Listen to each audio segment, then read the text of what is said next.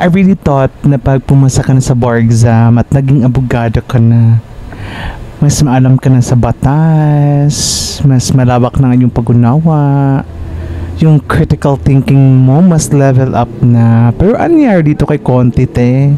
Ito nga sabi ng bruhang abogada, no, na makabayan block. Yuck! Sabi niya, ang passport, sa totoo lang, para lang sa mayaman.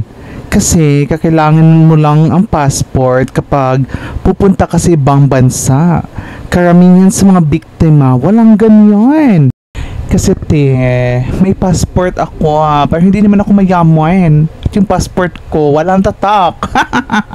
Baka naman, sponsoran mo ako pang Thailand.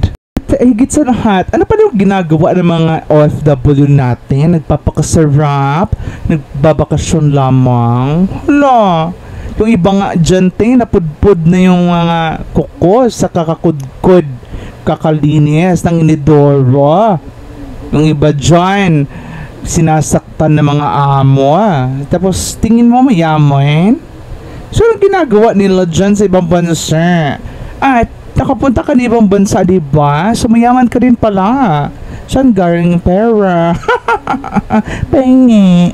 So, I don't have the intention to invalidate your emotions. Kung totoo nga talaga na biktima, yung kamag-anak nyo or kayo ng EJK, hindi ko ang...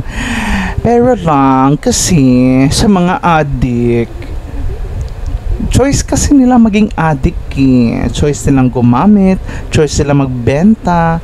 Pero yung nabiktima nila, hindi nila choice na mabiktima sila or ma-dead sila. Kahit yung patay sa Cebu, ni-rape pa. Choice ba? Na ma-rape ng mga addict? Diba? Nakakaloka kayo, tiye.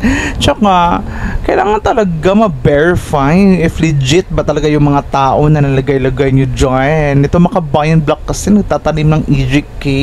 Kung sino-sino nang lalagay. Lalo na yung kay Aling Sheila. Oh my gosh. 2024 na deads. Tapos kasama sa EJK ni Digong. Hala! Meron pa kayong pinaano dyan, nilagay-lagay na picture ng isang vlogger na buhay pa pala. Tapos meron pa akong nilagay na biktima ng hazing. Paano naging biktima ng EJK yun? Yun lang. Mag-isip din kayo, Okay, bye-bye.